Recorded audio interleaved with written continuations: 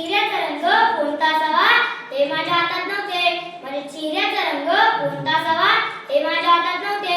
मी कोणाच्या पोटी जन्म घ्यावा हे माझ्या हातात नव्हते. मी कोणाच्या पोटी जन्म घ्यावा हे माझ्या हातात नव्हते. हातांच्या रेषांवर नव्हे, अरे हातांच्या रेषांवर नव्हे, तर हाताच्या मागे असणाऱ्या फुलदार मनगटात तुमचे भविष्य सामावले आहे.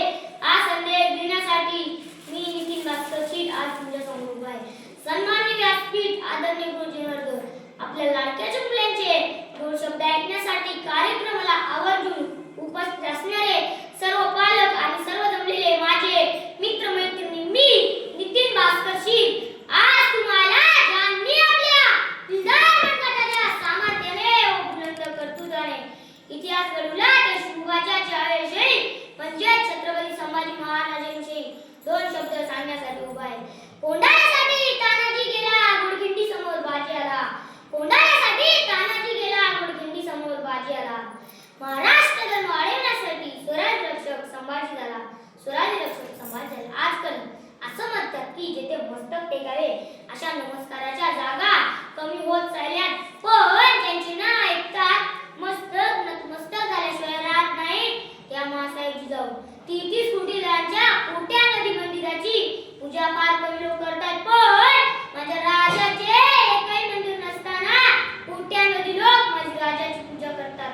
असे जाणते राजे छत्रपती शिवाजी महाराज आणि हे सम्मान मर सकता है लेकिन महिमान नहीं हो सकता अशा म्हणणाऱ्या छत्रपती संभाजी महाराजांना माझा मानाचा मुलगा. मित्रांनो, छत्रपती संभाजी महाराजांचा जन्म 14 मे 1657 रोजी पुरंदर किल्ल्यावर झाला आणि तोफाचा ग्रास झाला. सनई चौघडी वाजू लागली. सगळीकडे आनंद वातावरण पसरले. भगवा झेंडा आव्हानांत लागला. सॅद्री अक्षर खुशीने मुंडे ताट मानून पावला व सॅद्रीच्याकडे कोपऱ्यात एका तारवर धुंडली. माझा राजा जन्मला, माझे शंभू जन्मला, माझा राजा जन्मला, माझे शंभू जन्मला. छत्रपती संभाजी महाराज हे नाव ऐकताच अंगातले रक्त सळसळल्याशिवाय राहत नाही. छत्रपती शिवाजी महाराजांच्या मृत्यूनंतर गादीवर बसले स्वतःचे धाकटे धनी संभाजी महाराज व त्यांना संपवण्यासाठी आला दिल्लीचा बादशाह औरंगजेब. शृंगार होता निश्चयाचा, अंगार होता स्वराज्याचा. शृंगार होता निश्चयाचा, अंगार होता स्वराज्याचा. शत्रुही नतमस्तक होती लाथा छावा होता माझ्या शिवबाचा. शत्रुही नतमस्तक होती लाथा छावा होता माझ्या शिवबाचा.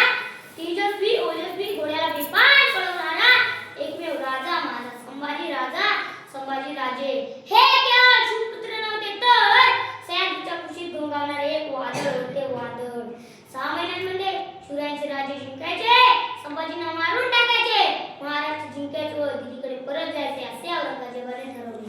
व पहिला किल्ला जिंकायला रामसर टेकडीवरचा किल्ला त्याचे 7.5 वर्ष किल्ला लढवला तरी तो किल्ला जिंकू शकला नाही. औरंगजेबच काय त्याच्या बापाने सुद्धा किल्ला जिंकता आला नसता, कारण औरंगजेब किल्ला जिंकण्यासाठी लढत होता व आमचे मरमावळे शिवाचे राज्य वाचवण्यासाठी.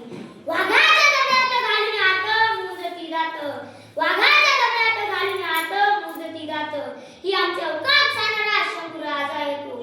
या ठिकाणी मला असं म्हणा वाटतं, राज अजून तुम्ही 10 वर्ष जगला असतं तर मुघलांनी सुद्धा कपाळावर भोगवा लावला असता. मुघलांनी सुद्धा कपाळावर भोगवा लावला असता. अरे मृत्यूलाही महादेवाचा होता त्याचा गावा, अरे मृत्यूलाही महादेवाचा होता त्याचा गावा. इंग्रजाच्या हातीचा असा एकमेव चहा, इंग्रजाच्या हातीचा असा एकमेव चहा. अशा महाराजांच्या मृत्यूआक्रमात 1649 रोजी तुळापर्यंत झाला. शेवटी जाता एवढेच म्हणे, पाहुणे तुमचे शौर्य मूर्ती नतमस्तक झाला. पाहुणे तुमचे शौर्य मूर्ती नतमस्तक झाला. स्वराज्याच्या मातीसाठी माझा शंभू अमर झाला. स्वराज्याच्या मातीसाठी माझा शंभू अमर झाला. धन्यवाद.